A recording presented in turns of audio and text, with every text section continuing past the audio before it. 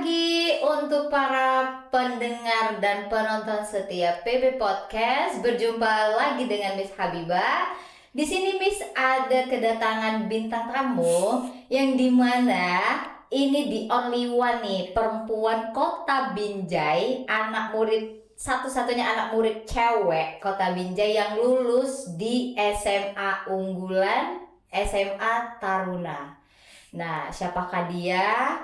Ini dia Kak Stefani. Halo Kak Stefani. Hai Miss. Oke. Kak Stefani Pebina Boru Sembiring. Oke. How are you sayang?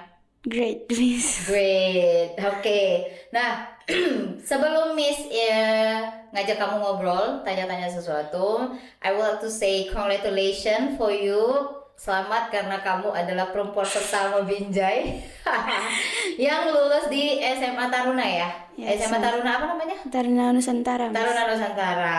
Oke, itu lokasinya di mana ya kira-kira?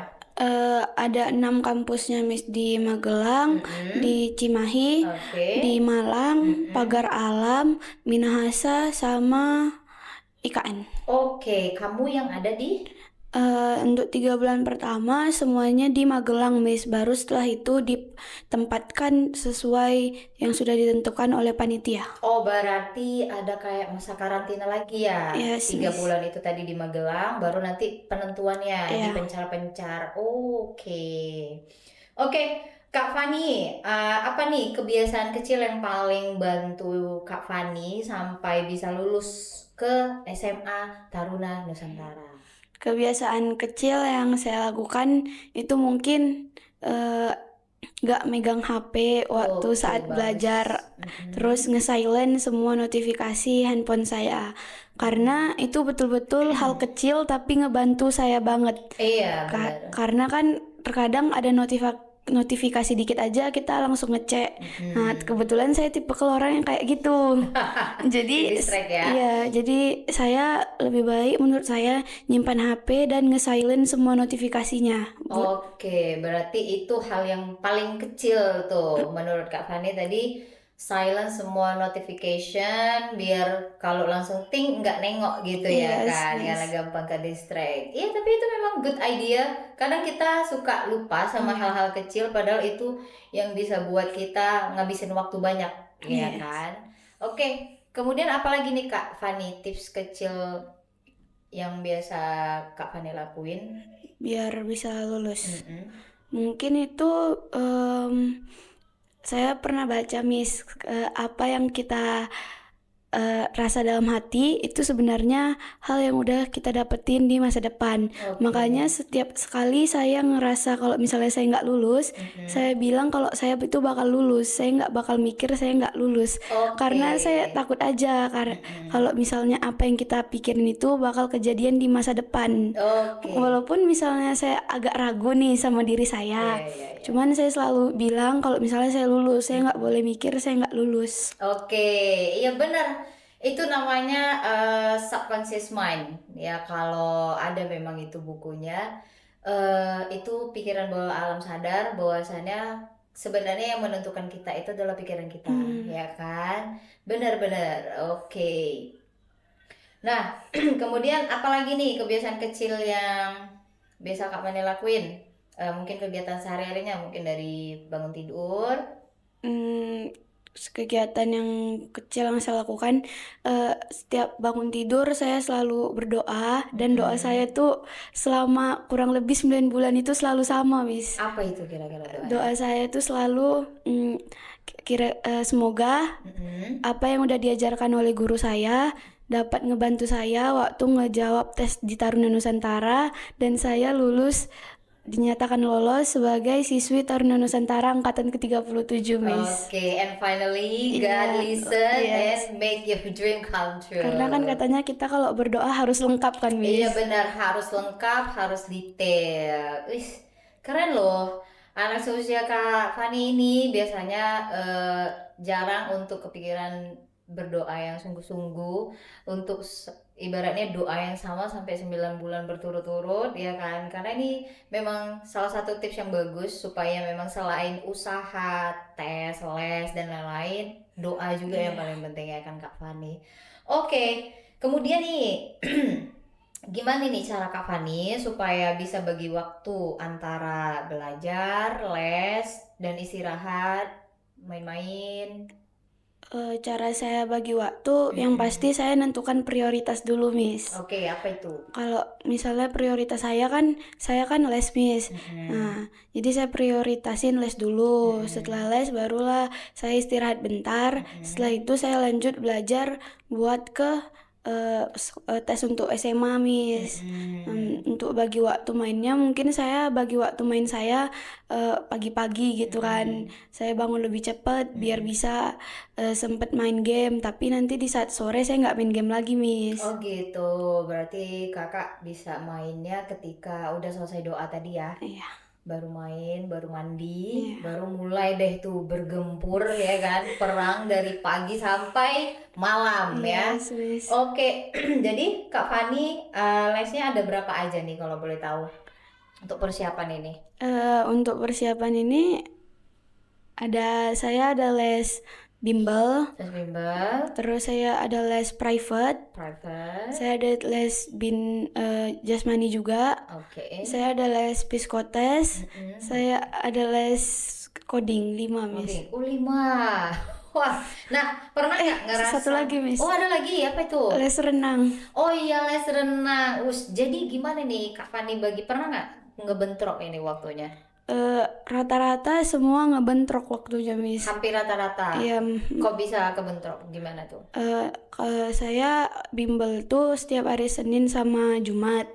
Senin sampai Jumat? Senin sama Jumat, Miss. Oh Senin dan Jumat aja. Ya, Senin dan Oke. Jumat dari jam 3 sampai jam 6:15. Baru kemudian saya fisiknya setiap hari Selasa, Rabu, Kamis, Jumat, Sabtu. Oke. Dari jam 4 sore sampai jam 6 sore. Kemudian les yang lainnya? Kemudian coding saya dari jam 2 sampai setengah 4. Oke. Kan bentrok sama jadwal sekolah, Iya, Miss. Makanya setiap hari Selasa itu saya minta pulang lebih cepat. Saya nggak ikut permisi ya. saya nggak ikut at class biar bisa coding, Miss. Oh di sekolah ada kelas lagi? Ada, Miss. Wah, bener-bener full ya ternyata jawab Kak Fani ini, nggak main-main loh pemirsa. Terus untuk les codingnya Dari jam 2 sampai setengah 4, Miss. oh 2 sampai setengah 4 tadi ya. Oke, jadi ada nggak pernah kayak aduh kok full banget ya gitu, pengen nge-skip salah satu gitu, ada nggak pengen? Pastinya ada, Ada Miss. ya, karena aduh kayaknya bingung nih yang mana gitu, tapi tetap prioritasin yang mana dulu kira-kira? Kalau saya biasanya lebih prioritasin private saya sama binja saya. Oke, karena untuk persiapan ini Iya. tadi ya. Oke. Wah, cukup ketat ternyata ya persiapannya Kak Fani. Tapi itu tadi ya Kak Fani, usaha itu tidak mengkhianati Hasil. bener. Nah hasilnya Kak Fani bisa jauh lebih baik dan hasilnya Kak Fani lulus. Ya kan? Ih, congratulations. Thank you, Miss. Oke, nah kemudian nih kalau bisa nih Kak Fani ngulang waktu dari awal-awal masuk sekolah, Kelas SMP kelas 1. iya, apa nih yang pengen Kak Fani lakuin yang lebih baik? Mungkin kayak, "Ih, kenapa ya nggak dari dulu aku lakuin ini gitu?" Apa kira-kira? Mungkin yang pengen saya lakuin dari dulu itu, kalau bisa saya ngulang waktu, saya bakal start latihan fisik dari kelas 1, Miss. Kenapa? Karena kan latihan fisik ini tuh nggak bisa langsung kebentuk ya kan, Iya Miss. benar. Apalagi jadwal saya yang full kayak gitu udah pasti bikin saya makin capek. Apalagi saya ngelakuin ini semua tuh dalam waktu 3 bulan berturut-turut semua ini dari jam 7 pagi saya masuk sekolah sampai jam 11 malam. Jadi mungkin saya bakal lakuin latihan fisik dari kelas 1 supaya saya di kelas 9 waktu mau tes Tarnus ini nggak begitu capek, nggak begitu kaget juga dengan materi-materi fisik ini. Oke, fisiknya lebih kuat ya. Ya, terus saya juga mungkin bisa dapat lebih banyak lagi Poinnya. poin waktu tes. Oke. Tapi overall Kak Fani sudah melakukan yang jauh ya, dengan hasil 3 bulan, dengan skor yang, kalau boleh tahu tes fisiknya itu apa aja ya Kak Fani? Ada lari 12 menit, Mm-mm. shuttle run, Mm-mm. push up, sit up dan chinning dalam waktu 1 menit. 1 menit tadi ya. Wah, dengan hasil 3 bulan Kak Fani bisa babat habis semua tuh. Itu udah keren loh, iya beneran. Dengan waktu 3 bulan, waktu yang 100 hari ya bisa dibilang kan. Itu bukan waktu yang dibilang lama juga enggak, dibilang cepat juga enggak, tapi untuk tes ini itu terlalu cepat ya, ya kan? Nah, benar yang dibilang Kak Fani, you need extra time untuk tes fisik tadi. Tapi ya dengan keinginan Kak Fani yang sungguh-sungguh, Kak Fani bisa buktiin bahwasannya Kak Fani bisa melewatin itu dalam waktu 3 bulan. Yes, Miss. Oke. Nah, kalau gitu nih Kak Fani, apa nih pesan-pesan untuk orang tua tersayang buat mama papa yang udah support Kak Fani, yang udah selalu hadir di kehidupan Kak Fani sampai Kak Fani bisa lulus di SMA Taruna ini? Pesan saya buat mama papa saya itu makasih banyak udah selalu nge-support saya di titik terendah saya, walaupun kadang saya males les gitu kan Miss, atau lagi jenuh, tapi mama sama papa saya selalu nguatin saya, selalu ngingetin kalau misalnya saingan saya tuh bukan cuma satu kota Binjai, bukan satu kota Medan, tapi senusantara. Jadi saya harus lebih semangat lagi latihannya, semangat lagi lesnya. Terus saya juga mau bilang maaf sama mama sama papa saya kalau misalnya saya udah sempet ngecewain mereka. Karena kan saya kan ada tes Kemala juga Miss. Saya Kemala tahap 2-nya nggak lulus dan papa saya sama mama saya kan ngerasa kecewa gitu Miss. Apalagi di situ Tarnus juga belum pengumuman kan Miss.